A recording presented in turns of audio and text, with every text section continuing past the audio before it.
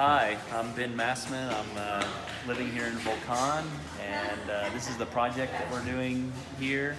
It's a neighborhood or community for people to move to and be able to build their own house. So right now we're working on this, what we call a village area. We have this tower that's under construction. Right now we're standing in the pavilion area that we use. We have a market, like a fresh produce market on Friday mornings. Every Friday morning, people from the local area come and they set up tables and they'll sell different foods, vegetables, breads, arts and crafts, those kind of things every Friday morning. And then Friday afternoon we have the Bible study, and then Sunday morning we have a church service here. But so that's the building here, this pavilion. That's where we're at right now. Yeah, so you're in this building here, and then that little drive-through portage covered area is still under construction there. But you can kind of get an idea of what the paving. We're going to continue that paving throughout this village area. Okay. That's our house that we're living in. It was originally a restaurant, but the previous owner started converting it into a house, but didn't ever finish. So when we moved here, we finished converting it into a house to be able to move into. And so for now it's a house. Right there in the middle of this little courtyard area, there's a big rock and a little area that we grow strawberries, and that's that rock that's right over there. The kids like jumping and playing on it, and like you can see now, it's pretty hard to resist if you're a kid to jump on top of that thing. First place my kids went. So then across from that is under construction is a workshop and office, and also a small apartment. So it's built out of 3 20-foot shipping containers. One of them is stood upright. But that's another project we have under construction, and right now there's a lot of construction materials there. But the idea is to have a kind of a workshop area for cars and projects, and then inside the container is the tools, and then above that we're going to build an office. And then over on the other container is storage, and then above the container is going to be like an efficiency apartment. Okay. All right. So, and then there's 2 more buildings over here that are going to be constructed out of shipping containers, which you can see all the shipping containers. Right now we have 4 of the shipping containers. We're still waiting for 2 more. So this will be 6 40-foot containers. It'll be 3 3-bedroom apartments. So part of this project is kind of experimental. We're doing different types of construction with different materials, and seeing what works, seeing what is cost efficient, and just experimental construction projects. Okay. So then we'll pave this whole area with this, similar to that over there. This whole area will be a paved courtyard area that we can extend the farmers market into that area on Fridays, and use those areas, get more vendors. Right now we have 10 to 12 vendors that come on the Friday morning to sell usually organic food and fresh made food, but then also arts and crafts and things. So, so then we'll have this kind of area complete. We're hoping to have this whole area here of the village area complete in the next 6 months maybe. And then under construction now is this tower, which is a water tower, but also like a little lookout tower to have the nice 360 views. This is a kind of model that the architect that I had draw up the plans. He wanted to draw it up on this 3D model or 3D modeling software. But it'll be the tallest structure in Volcan. I guess it's already the tallest structure in Volcan that's accessible. There may be some cell towers or something that are taller, but anyway, so it'll be kind of a lookout area at the top, and then below that a water tower that'll have 8,000 liters of water to service this village area. And then below that, the lower levels of the tower will be planned to be like a bed and breakfast, master bedroom, bathroom, kitchen, dining room, that kind of thing. So to be able, be able to rent it out, and then we'll continue building this top village area here. One of the things we have the permit for this small church over here, so we have a church services there instead of a pavilion, and then have the pavilion for activities after church, but also to provide for weddings and special events and things. People used to have weddings here before we came here, and so people still come to this. We'll just drive through the gate, come here, and ask if they can have a wedding, and we're not really equipped to do that right now. And maybe somebody will move here that'll want to be a wedding coordinator or that kind of thing. But so that's kind of the next project. But we're going to continue with this village area. And where's that area? Well, it's over there. We'll walk over there. We'll walk over there in just a little bit. But this whole village area is kind of a mixed use, kind of styled after a Italian village up in the hills of Tuscany. The idea that people have this shop, might have little shops on the bottom floor, but then on the second, maybe third floor, you live upstairs, or you rent out an apartment upstairs, or. But the plan is to sell this village area off in sections and let people, build and live in those areas, and this will just kind of be a village area that people can shop in and live in. Okay. So you're looking for people to move in and open up shop. Yep. Yeah. So one of our main focus on the neighborhood is trying to promote entrepreneurship, people that want to start small businesses. Maybe it just starts as a hobby. You like to be you want to be a baker or a photographer, or you do mountain bike tours. Whatever it is your hobby is, or something that you want to do. Maybe you open up a little shop and maybe it expands and gets bigger. But also the idea is to have shops that are they work to help each other. So maybe there's across from the little chapel is a wedding photography studio, and then across from that is someone that does vacation rentals and sets up tourism and plane flights and that kind of thing. And then maybe there's someone across the way that does internet website design and promotion and does websites and things. So the idea is that you create all these little shops and businesses that then interact with each other and help each other. I might need your services to help me set up a website, and I can sell you a wedding cake or whatever. It's so, and we want to help. We wanted to help the bigger, wider community, the Volcan area in general, and promote small businesses and that kind of thing. So that's this village area, and then also along the road over here. The original people who started this project, they wanted to put a lake or a pond in the middle of this green area out here, but we're thinking to do a pool instead. We think it'll be more people will be interested in using a pool, because we have a creek that runs through the whole property, and kind of a little, we can set up a little area for fishing and stuff on the creek. Yeah. So I don't think we really.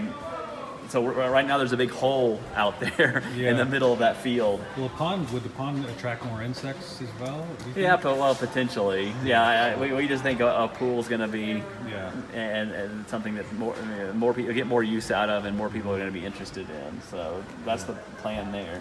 Over here we have 3 houses. These houses have been built and are completed. They were complete before I came here. The original person who started this project, he built these 3 houses. He built the road going around the whole area, and he built this restaurant. And what happened to him? Well, he died. Oh. Okay. So he never finished his vision, and he didn't get all the lots subdivided. So what I've been working on with the government officials is getting a master plan approved and all the lots subdivided. We're waiting on an approval in Panama City by some ministry of land management or something for the next step of the approval process, it's supposed to be any month now, in the next month or two or whatever they're saying is supposed to be done, but we'll see. I mean, this is Panama. Last year things went really slow because of the pandemic. With COVID and everything, the business, a lot of the government offices were closed. A lot of the lawyers and architects and engineers, they were all, had excuses not to work, I guess. Right. But we're moving forward. It's going slow, and we're hoping in the next few months to have these lots subdivided. So the rest of this neighborhood will have lots. I don't really want to build houses. I want to work on building the village area. That's kind of my passion. That's what I'm interested in. I think that's the fun thing for me to do. I've done construction, architecture, engineering, and stuff back in the United States. That's not as fun for me at this point. I'd rather just sell these lots and let people build their own house. Okay. And then one of the things we want to promote here also is kind of self-sustainability, or people having little farms or little greenhouses, garden areas, and also permaculture, which is like permanent agriculture, which are like fruit trees and edible plants. So like along this creek here, we'd have bananas and pineapples and local fruits and vegetables planted and grown along here, along with flowers and things. And also along the street, plant fruit trees, lemon trees, orange trees, avocados.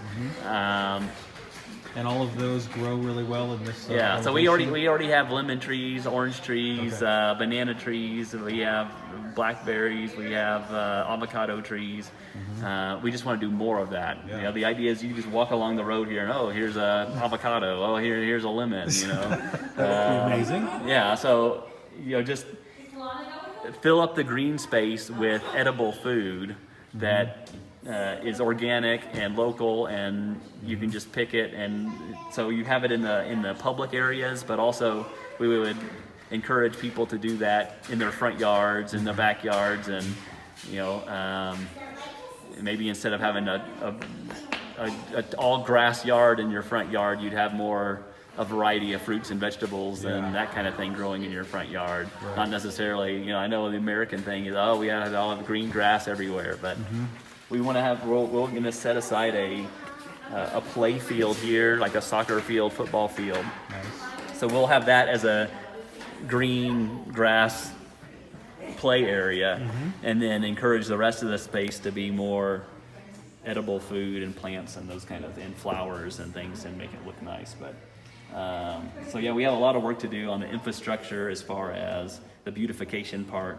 We've been waiting for the approval of the lots, and then we want to come in, because this neighborhood was started in the late 1990s and early 2000s. So the road is looking kind of rough. Things are looking kind of rough right now. So we need to freshen up everything, repave the road with a new layer of asphalt, get all this beautification stuff in. But we don't want to jump the gun and do that before getting the lots approved. Right. So we're waiting to get these lots approved, then we'll come in here and clean up the place and start marketing to sell. So I'm curious when you talk about encouraging people to do this or that, that seems like you would kind of have to pre-screen to make sure that the people that are coming in would be willing, because how are you going if they decide to change their mind and do it's not like it would kick you out, because when people come to say, I'm interested in a lot, and say, okay, that's good, but this is the vision of what we want, and we really would prefer people like that to be the people that come here. And one of the incentives, my plan is to, so I'll have, for the general public, I'll have a certain price for the lots. And then if you are someone that's going to fit into kind of our vision for the project, I bring that price down and make it more accessible or more, more likely for those people to want to be here. And then when you speak about your vision, you're not just speaking about what you're going to do with the land, but also you've got some Christian vision in mind, right? Yeah, we got to be realistic about it, but we at the same time we hope that Christians and people that believe in the Bible will be here, that this will be a Bible-believing community. Now, not everyone's going to be the same denomination, not everyone's going to have the same view on everything, and we want to promote at least Christian values and family-friendly atmosphere and that kind of thing. And so we're going to state that up front. So if you're coming in here thinking you want to, I guess, do things against that, then hopefully you'll find somewhere else. I don't know. It's so, like, for example, if somebody wanted to come in and promote their own brand of Christianity, that or sort of try to take over and encourage everyone else to come to their church, like, you're not trying to go in that direction. You're trying to have a little more freedom oriented. Oh yeah. Right now we have, in the first house there's some Roman Catholics, and the next house is a family from South Africa, which just come from a Protestant background, Calvinism, Protestant background. Just over on the other way is a Mennonite family. So not everyone's going to see eye to eye denominationally on that. But what's your background? But our background is primarily Baptist background. But I've gone to a lot of different churches, non-denominational churches, and all kinds. So the church that meets here now is an independent Baptist church. It's a local church, a local pastor that was worshiping and out of his house, and he needed a bigger facility to be able to get more people, so we offered this.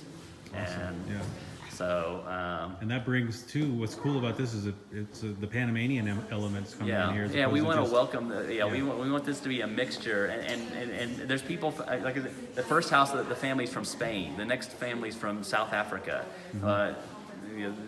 The other family that's Mennonite, he originally grew up in Brazil, but then they got married and met in Indiana, and then now they live here. So we know people from Germany that are interested, people from Switzerland, people from all over the world, a lot of Canadians. And when you get that mix of people, not everyone's gonna. You're all coming from a different denomination at that point. I mean, there's no way everyone's going to see everything exactly the same, but if you can have a shared common, general, I guess, Christianity and shared family values and some of those things, ultimately we're just having to trust God brings the right people here. I mean,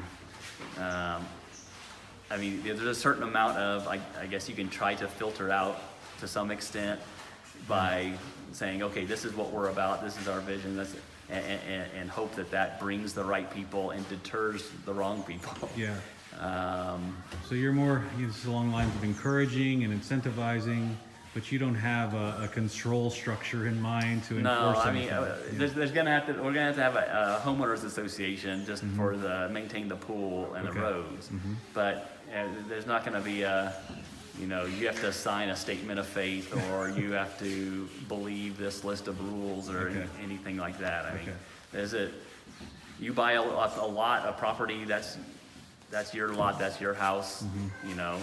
I can't tell you what to do or not to do in your own house or on your own property, unless it's a nuisance to somebody else or somehow violating some law or rule or something somewhere. And if it is, how would you go about dealing with something like that? Well, I mean, you always say someone has dogs that get out of their fence or out of their house and kill someone's cat or something.